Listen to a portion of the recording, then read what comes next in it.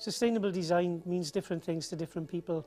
In our context, it means the materials utilised for the structure of the building and also the equipment used in the building, that at the end of the life cycle of that building, the equipment, parts of the building fabric can be reused further for new buildings that we propose in the future. We think sustainable design is one that not only delivers a low energy building, but actually delivers a positive outcome. So in the case of Roggett Primary School, it's not only a low energy building, but it also has lots of integrated design items that integrate into the curriculum, which positively influence with the children. It's a teaching and learning tool in its own right, and it has a positive outcome on how people think about sustainability in the wider community. For me, sustainable design is very much holistic. It's about how the project can look at all aspects of sustainability. These days, it's very much focused on energy, which is right and valid, but actually sustainability is a lot more than that, particularly with schools and education projects.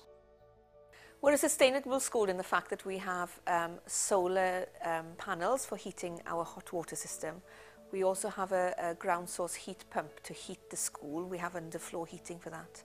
And we also harvest rainwater for our toilet system as well. We're also an eco school, which means that we've actually developed the outside area to be an interesting landscape for the children to play in and to spend their learning time in as well. And we've created gardens for the children to produce vegetables and fruit as well in the summer months.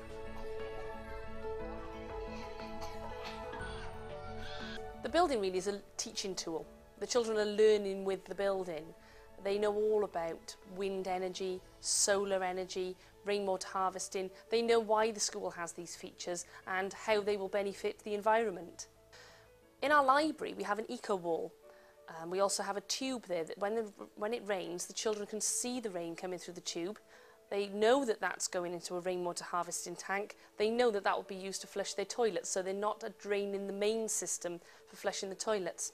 The eco wall that I mentioned has panels on it that will tell you how much energy is being gathered from the solar panels, how much energy is being collected from the wind turbine, and there's lovely diagrams there that the children can understand from first hand how that can be measured. The key aims in terms of sustainability and objectives for this project, the Roggett Primary School, are low energy in use, low embodied energy in the construction of the building as well, and the best possible teaching and learning environment. One of the clear results of a low energy and sustainable building is that the school actually achieved the highest BREEAM rating in Wales and indeed the UK. Another aspect of sustainability in our school is the insulation in the walls. Even when the children were in the old school building, they were collecting newspapers and these were pulped to make the wall insulation. Some of our children went to visit the factory and watched it being pulped, and then they even came over and pulped some of it into the walls themselves. The library itself has 27,000 newspapers in the walls. That was the number that our school collected, and they were able to see the whole process going in. And there's a panel in the library now where you can see those newspapers the children collected. At the beginning of the building process, one of my teachers, Miss Morgan, and her class did a project on sustainability and environmental features in buildings. They then wrote to the construction team and they asked them if the building could have a wind turbine, solar panels, where the wood would come from, whether the trees were sustainable, even questions such as, can we use energy from another planet? The key aims and objectives in terms of sustainability for this project, specifically for Roggett Primary School, were one, to have a low energy building in use, but also low embodied carbon in terms of the materials, the construction of the materials. And secondly, also to deliver the best teaching and learning environment. So in terms of sustainability and energy use, it has a very low energy. We have super insulated walls, we have a super insulated roof and floor, we have a very good air tightness. That's all effectively done through timber construction and recycled newspaper insulation. That also has a positive knock-on effect to the low embodied energy materials that we have throughout the scheme. In fact, we have less than 1% metal throughout the building. We have over 80% of the materials are A or A star rated under the Green Guide.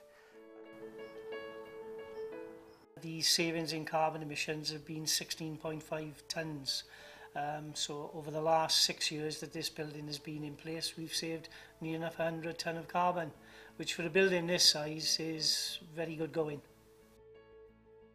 We've utilised the technologies that we put into this building through now into refurbishments projects that we've been carrying out throughout the authority.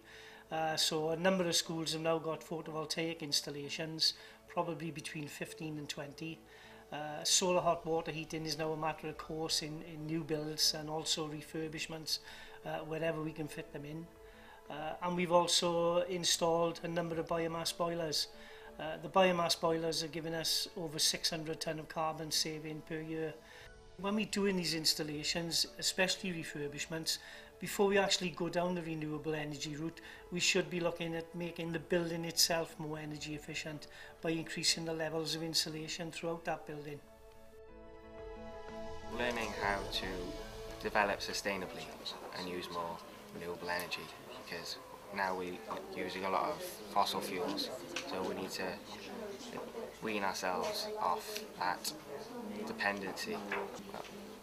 In physics we learn about energy and how we could get quite a lot of energy from renewable sources.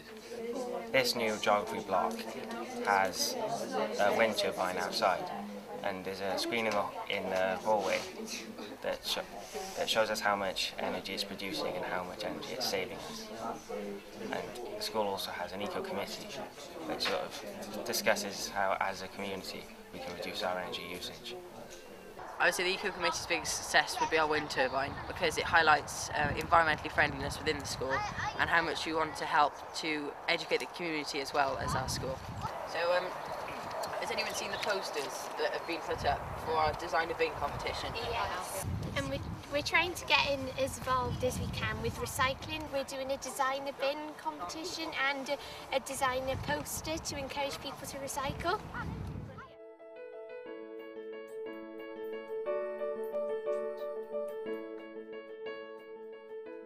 The main thing regarding sustainable design, and it's been brought to the front on this particular job, is to get the design team together as early as possible. When we initially got together for this particular project, everyone said it can't be done for the £2 million funding that we had. But it was, and it was brought into budget, and we've got all of this sustainable equipment installed that nobody thought we were ever going to get. It's all about talking and getting people involved from an early stage. I would urge any client to think about sustainability early on, to think about how they're going to approach sustainability, particularly with the link to BREEAM and whether that's appropriate, and define those objectives and get it in the project agenda from day one. I think sustainable design can be improved in the future in a number of ways. One of them really is just making sure that the actual design on paper becomes a reality. Often the actual building that you've delivered doesn't actually meet all of the targets in design.